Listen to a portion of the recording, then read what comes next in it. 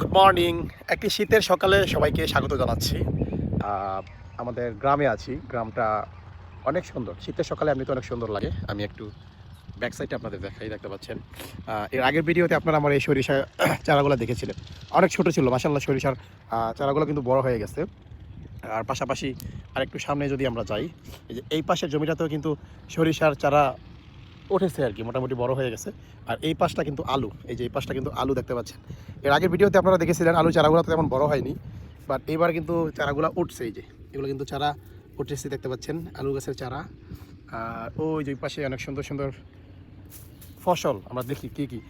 এই পাশটাতে আমার পায়ের নিচে যেই চারাগুলো দেখতে পাচ্ছেন, এগুলো ধনেপাতা। এই যে এগুলো ধনেপাতা, তারপর হচ্ছে এই যে এটা টমেটো গাছ। ধনেপাতা টমেটো গাছের মাঝখানে লাগিয়ে দিয়েছে এই যে মূলা। এগুলো হচ্ছে এটা আমাদের নিজের খাবারের জন্য। আলুর দাম না পাওয়াতে আমাদের সুরুজ ভাই এখানে করলার চাষ করছে। আপনাদের দেখাই, এই যে দেখেন মাশাআল্লাহ করলা কিন্তু বড় হয়েছে। এই যে দেখতে পাচ্ছেন করলা, এই সামনে যে জায়গাটা দেখতে পাচ্ছেন, এই জায়গাটা জুড়ে সম্পূর্ণ করলার গাছ। আর এই পাশটাতে যদি খেয়াল করেন, এগুলো কিন্তু ফুলকপি লাগিয়ে দিয়েছে, খুব সুন্দর। এগুলা নিজেদের খাবারের পাশাপাশি তারা বিক্রিও করে। আর এই যে গাছগুলো দেখতে পাচ্ছেন, এই গাছটা কিন্তু বেগুন গাছ, একসাথে সবগুলো রোপণ করছে। আর এই যে এই পাশটাতে আলু, মাশাআল্লাহ ভালো লাগে। গ্রামের ফসলাদি দেখলে সবারই ভালো লাগে, লোভ হয় অনেকের। যারা প্রবাসে থাকে তাদের আসলে অনেক লোভ হয় এই ফসলাদির প্রতি।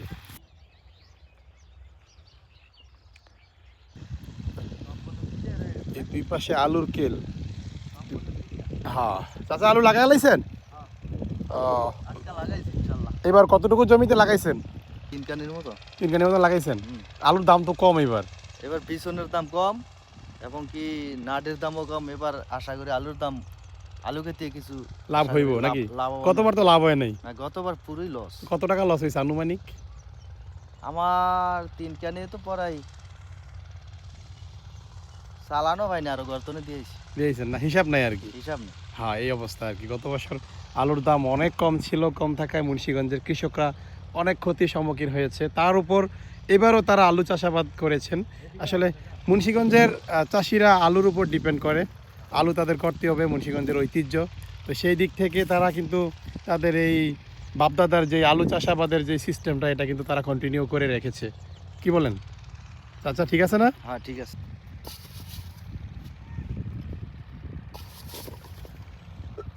গোফায় লাইতেছ বুড়া। মানে রাহিম প্রায় 7 থেকে 8 বছর পর জমিতে আলু লাগাইতেছি আর কি। সেই ছোটবেলায় আলু লাগাইতাম বাপের সাথে, এই জমিতে আলু লাগাইছি একটা সময়, বাট বড় হওয়ার পর আর এই কাজগুলো তেমন করা হয় না। আপনারা অনেকেই জানেন আমাদের মুন্সিগঞ্জে আলু লাগানো হয়, আলুর জন্য বিখ্যাত। বাট আর আপনারা আলু কীভাবে লাগায় জমিতে, এই প্রসেসটা অনেকে জানেন না। এই যে লাগাচ্ছি দেখেন, এভাবে আলু লাগানোর পর আমরা হচ্ছে লাঙ্গল দিয়ে ঢেকে দিই। আগে লাগাই, এক হাতে আমরা 4টা করে আলু বসিয়ে দিচ্ছি।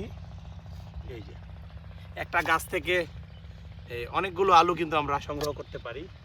দেখতে পাচ্ছেন আমি আলু লাগাইতেছি। কত আলু লাগাইছি, তানসিমের খেতে আলু লাগাইছি 50 টাকা বল দিতে। তানসিমে আবার 50 টাকা দিতে আলু লাগাইতে। মানে আমরা 600 টাকা নিচে বলতে যাই না। 600 টাকা বল দিই। হ্যাঁ 5 ঘন্টা কাম করি 600। হাঁপাই গেছি পুরা, 2টা কেল টান দিছি, পারা নিয়ে গেছি গা। করি না তো কাজ, আগে করতাম, ছোটবেলা করতাম, রানিংয়ে থাকতাম, গ্রামে থাকতাম, ঘন ঘন করতে পারতাম। হঠাৎ করে কাজ ধরলে এগুলা কষ্ট লাগে। আমার জানসু ভাই সারাদিন মাঠে থাকে, সারাদিন এই কাজগুলা করে, তার কোনো